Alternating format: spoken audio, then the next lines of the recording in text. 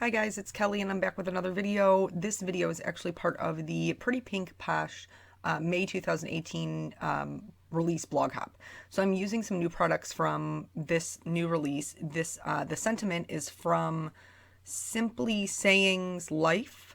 And normally I don't start with my sentiment, but I kind of needed to because I'm building my scene around it. We're doing a one layer card. And then the florals that you saw are the Flourishing Fuchsias. Say that 3 times fast.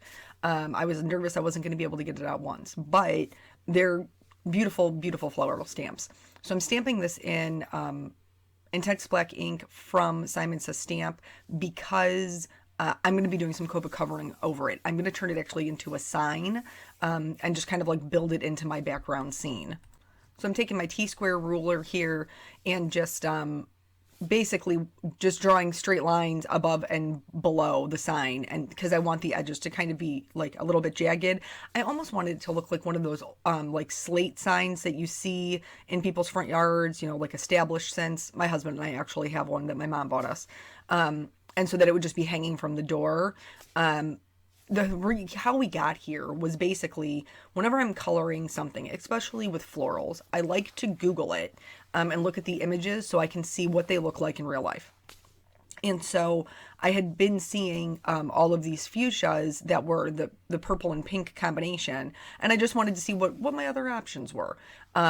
So I did Google it, and one of the images that came up was apparently there's climbing fuchsias. I'm not me and flowers as much as I love them on my cards. In real life, we're not friends. I have a black thumb. I will murder them. I don't mean to. I love them. I just smother them to death. But anyway, so one of the pictures that came up was climbing fuchsias that were in front of like a bright pink doorway. And I was like, in front of a doorway, that's adorable. And so while I did not do the bright pink door, this is how I got to this point. All of the door and the sign and everything is drawn in pencil because I need to stamp my flowers on top. I want, anytime you're doing a one layer card, the things that you want on top, you want to stamp first. And so my door is going to be like the furthest point back. So I wanted to make sure to leave that in pencil so I could erase any of those lines as I was, done with the stamping. So I'm just moving along here. I'm stamping and masking. I didn't worry about, like their stems are just lines. I'm not going to mask a line. That's crazy. So basically when I cut my masks and I used, I think this is Eclipse masking paper, but it's always a toss up between Eclipse and the 3M Post-it note tape. They both work great. But anyway, so I just cut my masks out of those, just the floral part. And then I also didn't cut out the stamen. Because again, they're just pretty much just lines. So it wasn't anything that I was terribly worried about. I will tell you in this set, there's a combination of like fuchsias fully in bloom, some bulbs, and fuchsias that are partially open. And we're going to talk about that a little bit more once we get into the coloring. But there's just like a good variety to be able to build from. There's also 2 pretty good sized leaves, which I love. It makes me so sad when leaves aren't available in the stamp set that I'm using. So now all of the stamping is done. I'm going to go ahead and do the magic that is the mask removing. This is my favorite part.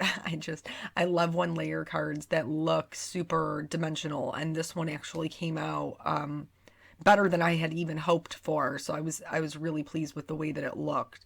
So just like I said, removing those masks, and then this part is a little bit tricky, and it's a little bit tricky because we have to go in and outline that doorway, but we don't want to draw a line through any of our flowers. So sometimes it can be a little bit difficult to see, if it's a petal or if it's not a petal. So if you're doing something like this where you're going to give it a try, I know most people won't. I know most people don't love one layer cards. Like I love one layer cards. But just in case you're somebody like me and you have caught this bug, if you're doing this, just make sure that you're taking your time and paying really good attention, because I cannot tell you how many times I have accidentally drawn a line through one of my images. It's a real bummer. So now everything's outlined in the Copic Safe pen, and we're going to get into the coloring. We're going to spend a lot of time, even though the door is not the stamped part, we're going to be talking about the door quite a bit, just because I don't really have a tutorial out there. I've done wood grain in a lot of videos that I've done, but I never really leave all of it in. And so I thought this time maybe I would. So that way, if you are a card maker who's working on some backgrounds that you would like to do, whether it's a, you know, a bench, a building, just a background for some, you know, flowers that you have, a door in, like it is in this case, that you would be able to really just see how that worked, how I go about achieving it. So the E50s family is my favorite brown family. It's no secret if you watch my channel, I use them all the time. So I filled it all in with my lightest color, which is the E53. For the trim on the door, I am adding my shading to the left and to the top to give the lightest edge closest to the door. Now on the inside, I'm adding the shading in the top left corner and down the side.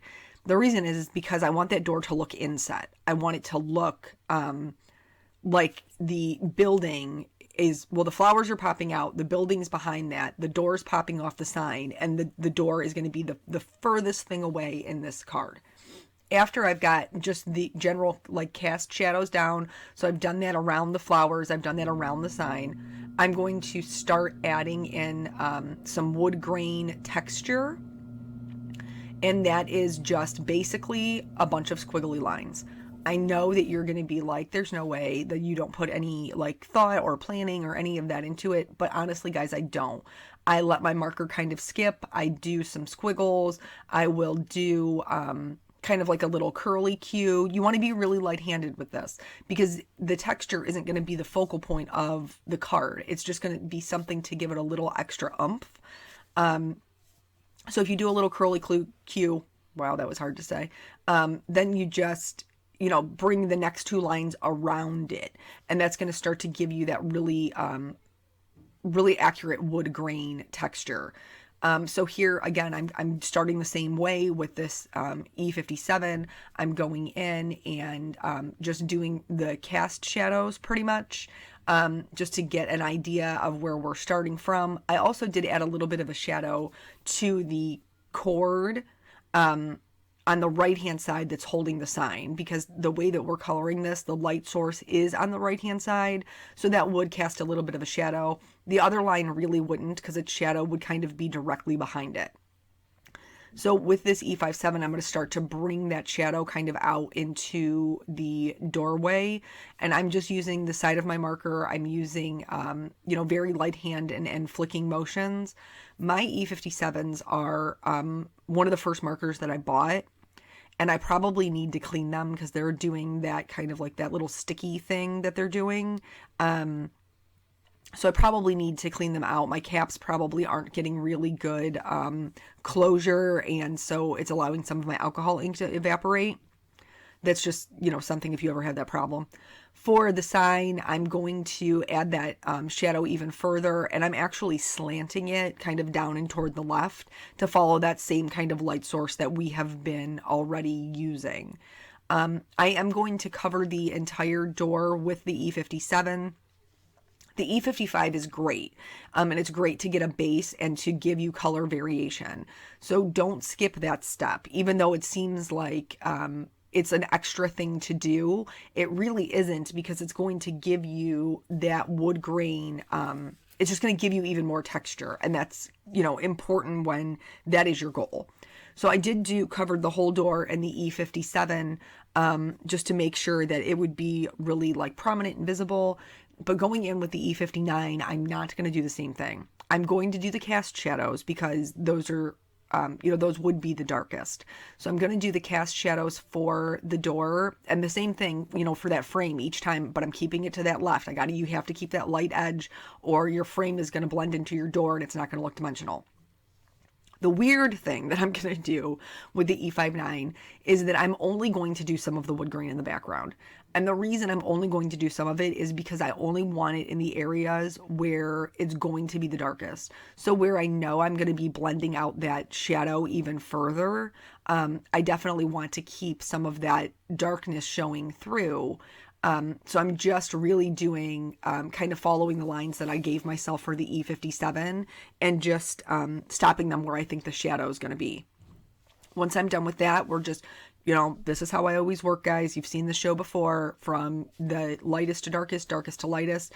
And so now we are working back out toward that lightest color, and that's going to give us really good blending so that it isn't, that it doesn't just look like crazy.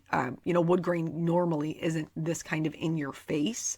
So we want to make that a little bit more subtle.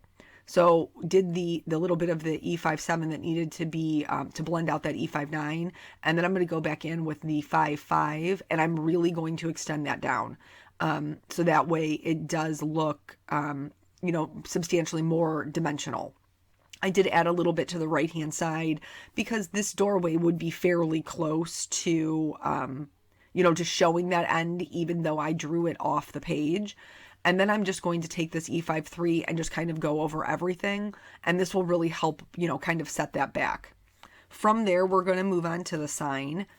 Normally my go-to is a C family. C1, C2, C3. No, C1, C3, C5. I don't even know what colors I use. I am so tired. We'll talk to you about my day in a minute. C1, C3, C5. I opted for the warmer ones because, like I said, I wanted it to have that kind of slate look, and I thought that that would be more, more accurate to real life. So basically, I just kind of added a little bit of shading from the left to the right. Anywhere where, like, I had a little wiggle where it went in, I tried to add a little bit more shading. I am being a bit more heavy-handed on the left-hand side with the W5 than I am on the right-hand side, just because of the light source situation that we have going on here. So yeah, basically, I'm making this during Mother's Day weekend, and as I'm talking to you, I'm in the process of basically balancing out a whole bunch of things. I have just had a day today, and I know you guys are going to be able to relate. I just had a day today where I have done nothing correctly. Everything that I have attempted to do today, I have messed up. So I try to remember that, we learn things through just having a hard time. Like that's the best lesson. Even though it's really hard when you're kind of in it. And so I'm just trying to, be positive, and hey, there's definitely something about today that I'm going to grow from. So if you are having a bad day, like I am having a bad day, just know you're not alone. It happens to all of us. So back to the coloring. This W5, I wanted the house to be white, and so I just need to put the shadows in. I'm not adding shadows anywhere else because it's going to be sticking out from the doorway. So it's really just going to be where the flowers are on top of, like, they'd be casting a shadow. And I didn't use the W5 on just the stems because I didn't feel like they were large enough to cast that dark of a shadow. So I did skip those. Again, I'm going the shadows down and to the left to match up that light source. And then I put that on the W5. I'm putting a W3 over that. And then when I do the W1, which I had to refill my marker in between. I had to refill 2 different markers while doing this video, which just goes to tell you that I have been seriously slacking on my marker maintenance. But so this one I am going to kind of flick out so that it blends in to that white a little bit more. And right now it looks kind of funny because we don't have any other colors on there. But just hold tight, because once we start adding the other things, it won't be so in your face. All the shadows won't be so in your face. For the leaves, I'm doing a YG combination because I just really wanted them to be bright and fun. Like I said, there are other options for the fuchsia colors, but I absolutely could not pass up on the opportunity to make them bright pink and purple. So all I'm really doing for these ones is adding the shadow out from the center, and I'm using the tip of the marker, some light flicking motions.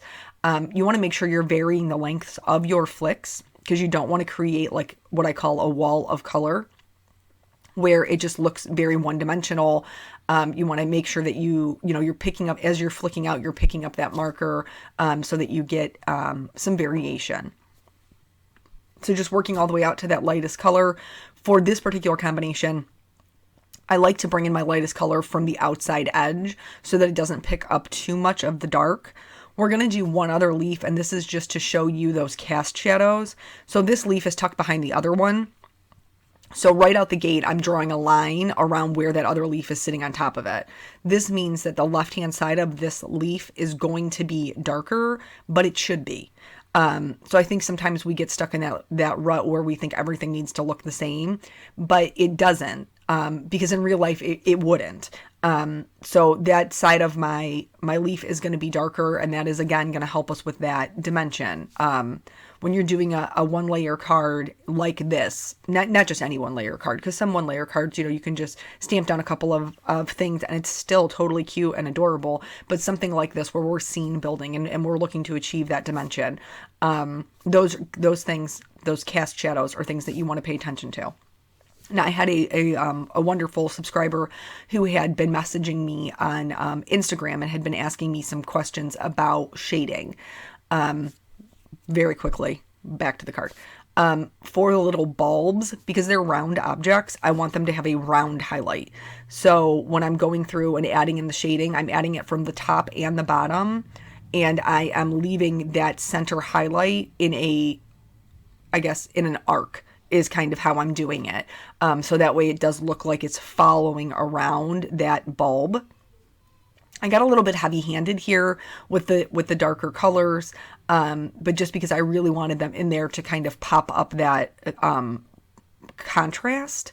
So, and then I'm going to, just for the bulbs, not for the rest of the flowers, just for the bulbs, I'm going to add a little bit of green at the top, because typically in any kind of flower, you would see that. You would see how the green is growing into whatever color that is. For this one that is only slightly open, I'm going to do a lot of shading at the base where that petal is kind of opening up from. That would definitely be darker. And then I am leaving a highlight on the left and the right hand side, because again, they're round. So I want them to look rounded. And then the ones that are in the back, I really only just kind of left a highlight just on the upper, like the upper center part. Because there wasn't a whole lot of room to add color to the base and to the tip. I had to kind of make, a decision about how much color I wanted to put there. But anyway, so this wonderful subscriber had sent me a message on Instagram and had asked me about her shading. And one of the things that she sent me the stamp and her attempt, her first attempt, and I think she sent me her second attempt as well, which is awesome. I'm totally happy to help. But one of the things, she was like, I'm not really sure where to add the shading. I just can't see it. And so when it's difficult like that, if you have stamps that have, the illustrator's done you a solid and they have put in shading lines, make sure that you're paying attention to those. If they put lines in there for where they thought it should be darker, follow those. Those are going to be important. When you have something like this where it's just kind of open, anytime, any place that 2 points meet, those are always going to be darker. Where one object sits on top of another, it's going to be darker. So with the petals that we have going on here, I like to add shading to the edge, but that's not necessary. That's just something that I do because I feel like it gives my flowers a more round appearance. But if you were just going through this, like you would add shading just at the base of the petals. For the one that's curved over, so the curved part is sitting on top of the other, the bottom half of the petal. So again, that's going to be somewhere that you're going to have more shading. I'm not going to show you all of the flowers. I'm going to show you like one or two of each one, and then I'm going to just color them off camera because this is already a very long video. I'm sure that you can see that. You have eyes. So for the purple in the center, I'm just doing like those little petals at the edge. This is very similar. She was coloring a peony, and that's just, oh man, there's so many petals to a peony. But just do a line of color. Just do a little teeny tiny line. Don't feel like you have to blend it out. Don't feel like you have to do anything with it. Just put in a little teeny line of your, your colors, and then just keep going over that. When you go over it the second time, then you can start to kind of bring those colors out, but make sure that you are leaving white all the way up until your lightest color. You need to have a small edge of white, even if it is, even if it's like the teeniest, tiniest little thing, you need to have that edge. And you can see here, it's not very large highlight for my purple at all, but it needs to have a little bit of something, because that's what's going to help give you that dimension. For this flower, the ones so this is a fuchsia that's in full bloom. It's wide open. There's some of the petals are going up and some of them are coming down. And so where the ones that are coming up are, I'm going to focus my shading, like more, I guess, from the base of the petal up to the top. For the ones that are coming down, I'm going to focus my shading more down. So that way you can see, and sorry, I had to look, the reason that faded out is because I had to look at the stamps to see what that center portion looked like, if there was multiple petals meeting in there, because I wasn't sure. And that's another great tip, is to, make sure that if you're not sure, just, have your stamp set there for reference, or, go to the manufacturer's website. In this case, Pretty Pink Posh. Almost all of them have a phenomenal design team that works for them, or, independent contractors like myself that they've hired. And they almost always have examples on their websites, in their stores. And that's something that if you're not sure, because that was another problem that subscriber had, was she wasn't sure if it was a leaf or a petal. And I told her, go to the manufacturer's website and look and see how they intended it to be drawn. Those are just things that you can do. Or honestly, it's probably not going to matter. Nobody's going to look at it and be like, I think she colored that as a leaf, but I think it's a petal. Most people are just going to be like, wow, this is a really beautiful card, and I'm so grateful that somebody thought of me. And if they aren't, you don't need those people in your life anyway. So stop mailing them your beautiful projects. They have not earned them. So now the coloring is done. I like to outline all of my images because I like a bold black outline. So that's what I'm doing here with this EK Success pen. It's the same one that I use to do the sign and the door. And then the stamen are super dark, and that door shading is super dark. So I went in with a white gel pen and just added some white dots to the tips of the stamen to give them a little bit of a highlight, so you'd actually be able to see them. The last thing that I'm going to do is just put on some shimmer onto all of the flowers, and then that's it. That's the whole card, because it is a one-layer card. There isn't anything else to do. So thank you guys so much for joining me. Like I said, this is part of a blog hop. It will be linked below if you're watching on YouTube. Make sure you head over, and there's giveaways and things going through the end of the week. So thank you guys so much for joining me, and I will catch you on the next video. Bye.